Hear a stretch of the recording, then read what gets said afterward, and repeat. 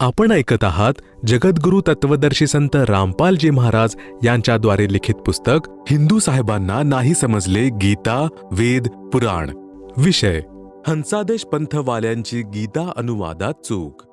हंसादेश पंथ म्हणजे श्री सतपालजी महाराज व श्री प्रेमरावतजी महाराज यांचा आश्रम यांच्याकडून अनुवादित गीता अध्याय 18 श्लोक 66 ची छायाप्रत याच पुस्तकात दिली आहे, जी आपण पाहू शकता.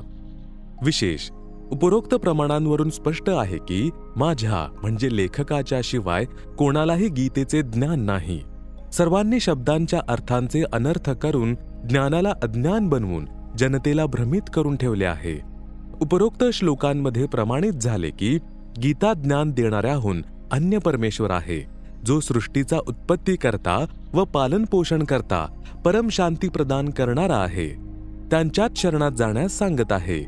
कृपया अन्य चूक जी अनुवादकांनी केली आहे प्रमाणासाठी गीता अध्याय 8 श्लोक 16 तसेच गीता अध्याय 6 श्लोक 23 च्या छायाप्रती याच पुस्तकात दिल्या आहेत, ज्या आपण पाहू शकता. गीता अध्याय 6 श्लोक 23 मध्ये याच अनुवादकाने विद्यात शब्दाचा अर्थ जाणणे केला आहे.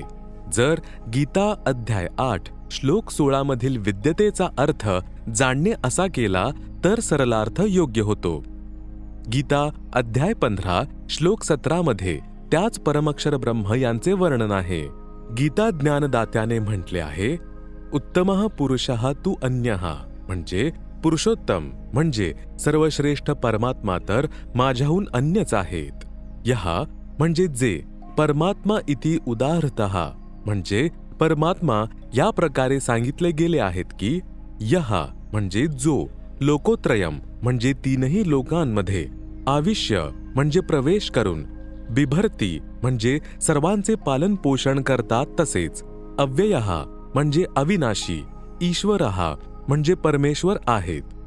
लक्षात ठेवा, गीता अध्याय 8 श्लोक 8, 9, 10, 20 ते 23 मध्ये तसेच गीता अध्याय 18 श्लोक 61, 62 तसेच 66 मध्ये देखील याच परमक्षर ब्रह्मचा महिमा आहे. सांगितले आहे की जो परमक्षर ब्रह्म सर्वस्य धातारम म्हणजे सर्वांचे पालनपोषण करणारा आहे, त्या परमम दिव्यम पुरुषम म्हणजे परम दिव्य पुरुष म्हणजेच सच्चिदानंद घन ब्रह्म परमेश्वर यांची साधना करतो, त्यालाच प्राप्त होतो. जो गीता ज्ञानदातापेक्षा उत्तम आहे म्हणजे पुरुषोत्तम आहे, तो तर अन्य आहे. गीता ज्ञान देणाऱ्याने गीता अध्याय 18 श्लोक 62 मध्ये त्याच परमक्षर ब्रह्म यांच्या शरणी जाण्यास सांगितले आहे. त्या म्हणजे परमक्षर ब्रह्मच्या भक्तीचा मंत्र गीता अध्याय 17 श्लोक 23 मध्ये सांगितला आहे. म्हटले आहे की ओम तत् सत् इति निर्देशः ब्रह्मणः त्रिविद्यः स्मृतः ब्राह्मणः तेन वेदाः च यज्ञः च विहिता पुराः.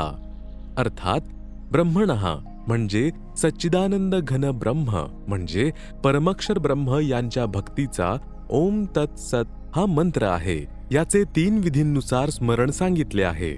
सृष्टीच्या प्रारंभी म्हणजे सत्ययुगाच्या प्रारंभात म्हणजे सुरुवातीस विद्वान पुरुष जे ज्ञान आता मी गीता रूपात सांगत आहे, याच आधाराने आपली धार्मिक क्रिया करीत होतो. त्याच परमेश्वराने वेद व यज्ञ तसेच ब्राह्मणांची उत्पत्ती केली म्हणजे यज्ञांची, धार्मिक अनुष्ठानांचे यथार्थ ज्ञान म्हणजे तत्वज्ञान त्या ब्रह्मणः म्हणजे सच्चिदानंद घन ब्रह्म यांनी सांगितले आहे. ज्याचे विशेष प्रमाण गीता अध्याय 4 श्लोक 32 एवं बहुविधाः यज्ञाः वितताः ब्रह्मणः मुखे कर्मजान विद्धितान सर्वान एवं ज्ञात्वा विमोक्षस्य. अर्थात ब्रह्मणः म्हणजे सच्चिदानंद घन ब्रह्म म्हणजे परमक्षर ब्रह्म यांनी, मुखे म्हणजे आपल्या मुखकमलातून जी वाणी उच्चारली त्या वाणीमध्ये अनेक प्रकारचे, यज्ञाः म्हणजे धार्मिक अनुष्ठानांची माहिती दिली आहे. जी साधना सांगितली आहे ती कर्म करत करत केली जाऊ शकते, ते सूक्ष्मवेद म्हणजे तत्वज्ञान आहे. ते जाणून घेऊन तू कर्मबंधनातून पूर्णपणे मुक्त होऊन जाशील म्हणजे पूर्ण मोक्ष प्राप्त करशील. सावधान, गीता अध्याय 4 श्लोक 32 मध्ये ब्रह्मण हा शब्द आहे. याचा अर्थ माझ्या व्यतिरिक्त सर्व अनुवादकांनी चुकीचा केला आहे. ब्रह्मणाचा अर्थ वेद केला आहे, परंतु याच अनुवादकांनी गीता अध्याय 17 श्लोक 23 मध्ये ब्रह्मणाचा अर्थ सच्चिदानंद घन ब्रह्म म्हणजे परमक्षर ब्रह्म केला आहे, जो बरोबर आहे. यावरून हे सिद्ध झाले की सूक्ष्म वेद म्हणजे संपूर्ण आध्यात्मज्ञान, ज्याला तत्वज्ञान म्हटले जाते, ते परमक्षर ब्रह्म यांनी सांगितले आहे. लक्षात ठेवा, गीतेचे ज्ञान देणाऱ्याला त्या तत्वज्ञानाची माहिती नाही, म्हणून तो गीता अध्याय 4 श्लोक 34 मध्ये तत्वदर्शी संतांकडून जाणण्यास सांगितले आहे. सूक्ष्म वेद मज दासाजवळ म्हणजे रामपाल दासाजवळ आहे, ज्यामध्ये लिहिले आहे की परमक्षर ब्रह्म म्हणजे सत्यपुरुषाने हे तत्वज्ञान म्हणजे सूक्ष्म वेद गीता ज्ञानदाता क्षरपुरुष म्हणजे क्षरब्रह्म, ज्याला कालब्रह्म सुद्धा म्हटले जाते, त्याच्या अंतःकरणात म्हणजे आत्म्यात पाठवले होते. ईमेल केला होता. त्याने आपल्या श्वासांद्वारे बाहेर काढून वाचले. याने पाहिले की यामध्ये परमक्षर ब्रह्म यांचे ज्ञान आहे. तिथले सुख तसेच इथले काल लोकातील दुःख लिहिले आहे. याने विचार केला की जर माझ्या 21 ब्रह्मांडात राहणाऱ्या जीवांना सत्यलोकातील सुखाचा आणि तिथे केली जाणारी भक्ती कळाली तर सर्व पळून जातील. माझी भूक कशी भागेल? त्या भीतीपोटी त्याने ते ज्ञान सूक्ष्म वेदातून काढून टाकले आणि उरलेले ज्ञान समुद्रात लपवून ठेवले. सूक्ष्म वेदानुसार सागर मंथनाच्या वेळी 4 वेद निघाले. ते ब्रह्माजी यांनी वाचले. मग हेच वेदज्ञान कालब्रह्मने ब्रह्माजी यांचे रूप धारण करून सूर्यदेवाला सांगितले. सूर्याने आपला पुत्र ऋषी स्वयंभू मनूला 4ही वेदांचे ज्ञान दिले. त्यावेळी सत्ययुग होते. मग या कालने ब्रह्माचे रूप धारण करून सूर्य ऋषीला सांगितले. गीतानुसार गीता ज्ञानदाता कालब्रह्म याने वेदज्ञान सूर्याला सांगितले. सूर्याने आपला पुत्र मनूला सांगितले. मनूने आपला पुत्र इक्ष्वाकुला सांगितले. मग काही राजऋषींनी ऐकले. 4 युग. 1 सत्ययुग जे 17,28,000 वर्षे इतके आहे. 2 त्रेतायुग जे 12,96,000 वर्ष इतके आहे. 3 द्वापार युग जे 8,64,000 वर्ष इतके आहे. 4 कलियुग जे 4,32,000 वर्ष इतके आहे. विशेष यामधून दास म्हणजे लेखक हे सिद्ध करू इच्छित आहे की ज्यावेळी श्रीमद भगवद्गीतेचे ज्ञान अर्जुनाला सांगितले तेव्हा सत्ययुग त्रेतायुग पूर्ण संपलेले होते व द्वापार युगाची केवळ 100च वर्षे बाकी होती. वेदज्ञान कालब्रह्म याने सूर्यदेवाला दिले. सूर्याने आपला पुत्र वैवस्वत म्हणजे मनुजी यांना सत्ययुगाच्या प्रारंभी दिले. त्यावेळी पुराणांची रचना झालेली नव्हती. केवळ वेदांना आधार मानून ऋषीजन साधना करीत होते, ज्याचे प्रमाण गीता अध्याय 17 श्लोक 23 मध्ये सुद्धा आहे.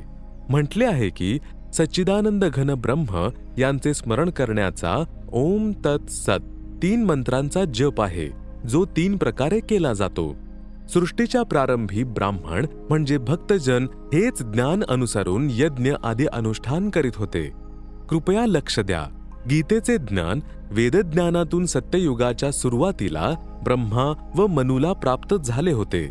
त्याच्या 38,87,900 वर्षांनंतर सांगितले गेले, जे जवळपास 1,00,000 वर्षांपर्यंत जसेच्या तसे राहिले. त्यानंतर मनमानी आचरण सुरू झाले होते. प्रमाण पुढे दिले आहे. हे सुद्धा लक्षात ठेवा की गीता अध्याय 4 श्लोक 1-2 मध्ये गीता ज्ञानदात्याने म्हटले आहे की हे अर्जुन, हा अविनाशी योग म्हणजे यथार्थ भक्तीची माहितीचे ज्ञान अर्थात वेदज्ञान मी सूर्याला दिले होते. सूर्याने आपला पुत्र मनूला सांगितले. मनूने आपला पुत्र इक्ष्वाकू राजाला सांगितले. त्यानंतर हे ज्ञान राजऋषींनी परंपरेनुसार जाणून घेतले. परंतु नंतर हा योग म्हणजे भक्तीचे ज्ञान नष्ट झाले म्हणजे लुप्तप्राय झाले होते. यावरून स्पष्ट होते की सत्ययुगामध्ये जवळजवळ 1,00,000 वर्षांपर्यंत जे वर्तमानामध्ये गीतेचे ज्ञान आहे, वेदज्ञानाच्या आधारे साधना केली जात होती.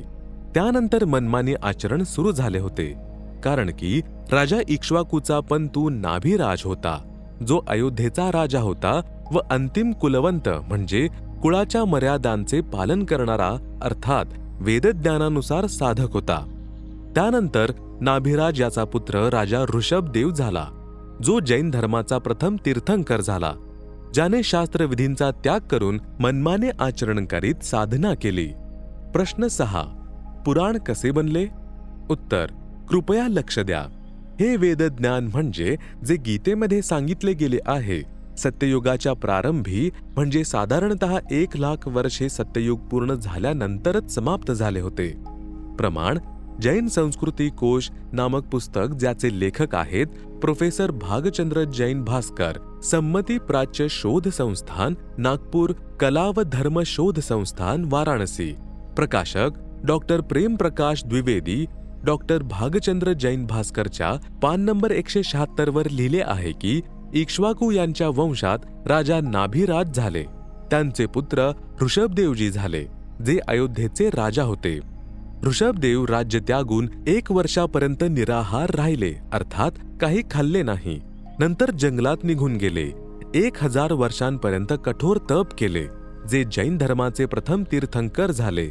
यानंतर धर्म उपदेश म्हणजे नामदीक्षा देऊ लागले. प्रथम धर्म उपदेश म्हणजे दीक्षा आपला नातू भरतचा पुत्र मरीची याला दिला. याच मरीचीला धर्माचे प्रवर्तक मानले जाते.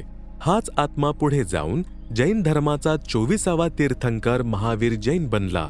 जी साधना श्री ऋषभदेवजी करत होते, तीच साधना आपला प्रथम शिष्य मरीचीला दिली. पुढे ऐकूया या मरीची अर्थात महावीर जैन यांच्या दुर्गतीचे प्रमाण. यावरून स्पष्ट आहे की मनुचा पुत्र इक्ष्वाकू, इक्ष्वाकूचे पणतू नाभिराज, नाभिराजचा मुलगा ऋषभदेव. ऋषभदेवजी यांनी सर्व साधना वेदविरुद्ध केली, म्हणजेच वेदज्ञानाची उणीव स्पष्ट आहे. गीता 4ही वेदांचा सार आहे. गीता अध्याय 17 श्लोक 1 ते 6 मध्ये कठोर तपश्चर्येला मनमानी शास्त्रविरुद्ध साधना म्हटले आहे. अशा व्यक्तींना जे मन कल्पित कठोर तप करतात, असुर स्वभावाचे जाण, त्यांना कठोर नरकात टाकले जाते. नंतर आणखी खालच्या योनी म्हणजे भूतपितरांच्या, पशुपक्ष्यांच्या योनीत जातात. गीता अध्याय 17 श्लोक 5.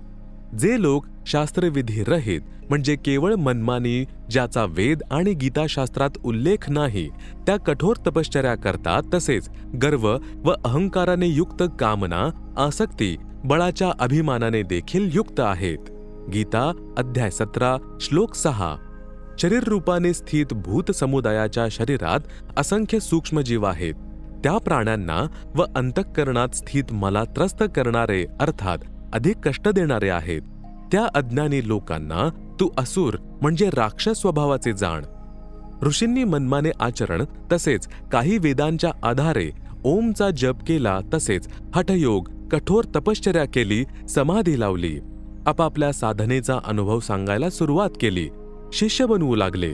त्यांनी जे ज्ञान ब्रह्माजी यांच्याकडून ऐकले होते, तसेच त्यांना जे अनुभव आले, ते एकत्र करून पुराणांची रचना केली. जे महाभारत युद्धानंतर व्यासजी यांनी 4ही वेद, 18 पुराणांचे ज्ञान, महाभारत ग्रंथ, ज्यात श्रीमद भगवत गीता देखील लिहिली आहे, तसेच श्रीमद भागवत अर्थात सुधासागर म्हणजे जे राजा परीक्षितला ऋषी सुखदेवने 7 दिवस कथा ऐकवली होती, ते ज्ञान श्रीमद भागवत नावाने ओळखले जाते. हे सर्व लिपिबद्ध केले म्हणजे कागदावर लिहिले, जे आज आपल्या हातात आहेत. विशेष ऋषींनी एक दुसऱ्याकडून ऐकलेले ज्ञान सांगितले, ज्यामुळे पवित्र पुराणांची रचना झाली. याचे प्रमाण आपण पहावे व वाचावे. याच पुस्तकाच्या पान नंबर 192 वर, जेथे शिवमहापुराणाच्या विद्वेश्वर संहितेचा अध्याय 12 श्लोक 1 ते 54 ची छायाचित्र लावली आहे. वक्ता ऋषी सूतजी आहेत, जे व्यास ऋषींचे शिष्य आहेत. म्हटले आहे की मी जसे व्यासजींकडून ऐकले, मी तेच सांगतो. यावरून सिद्ध होते की पुराणांचे ज्ञान लोकवेद आहे. बोललेले ऐकलेले म्हणजे दंतकथा आहे. प्रश्न 7. वेद, गीता तसेच 18 पुराणांचे ज्ञान एक समान झाले कारण की ऋषींनी पण वेद वाचले, नंतर भक्ती केली, आपला अनुभव सांगितला, ज्याला पुराण म्हटले जाते. उत्तर: वेद व पुराणांचे ज्ञान एक समान नाही. पुराणांमध्ये काही ज्ञान वेदांमधील आहे, बाकीचे ऋषींच्या घरचे आहे, जे व्यर्थ आहे. उदाहरण: मार्कंडेय पुराण अध्याय रौच ऋषींची उत्पत्ती कथा पान नंबर 250 वर म्हटले आहे की एक रुची ऋषी होता जो वेदांचा अभ्यास करीत असे. त्याने विचार केला की मनुष्य जीवन मोक्षप्राप्तीसाठी मिळाले आहे. यामुळे त्याने न विवाह केला न आश्रम निर्माण केला. वेदांचे ज्ञान जसे समजले त्यानुसार साधना करीत होता. त्याचे वय 40 वर्षांचे झाले होते. एक दिवस त्या रुची ऋषीचे वडील, आजोबा, पणजोबा आणि खापर पणजोबा म्हणजे 3 आजोबा व वडील आकाशात दिसले.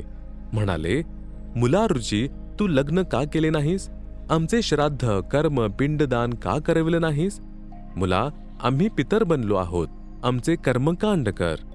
रुची ऋषी म्हणाले, हे पिता, आजोबा, वेदांमध्ये कर्मकांडास अविद्या म्हटले आहे, म्हणजेच मूर्खांचे कर्म म्हटले आहे, हे करू नये.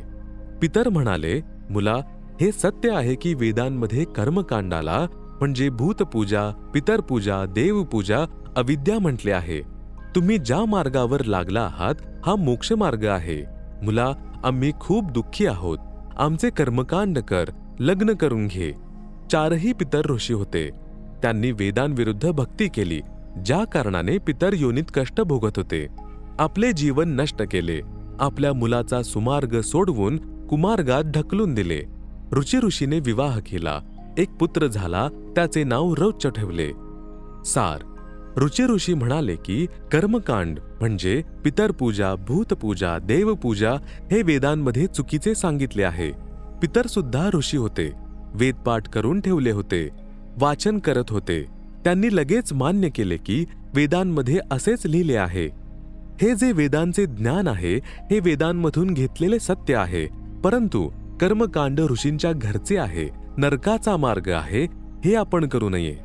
गीता अध्याय 9 श्लोक 25 मध्ये वेदज्ञान या प्रकारे आहे. देवतांना पूजणारे देवतांना प्राप्त होतात.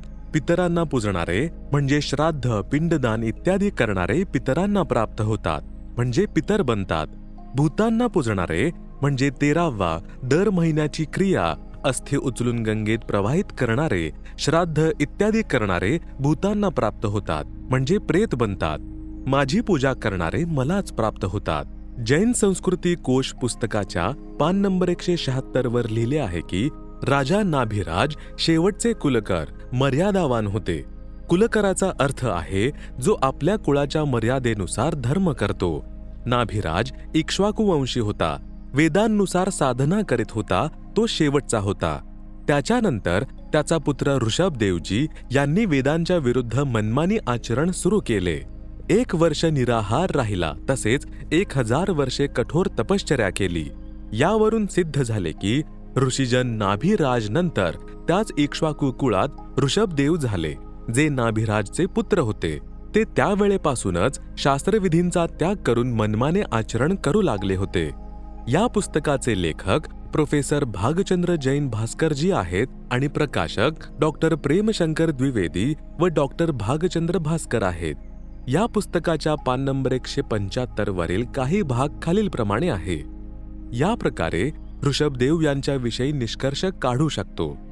ऋषभचा नातू मरीचीला म्हणजे भरतचा मुलगा पुराणांमध्ये वैदिक धर्माचा प्रवर्तक मानला गेला आहे.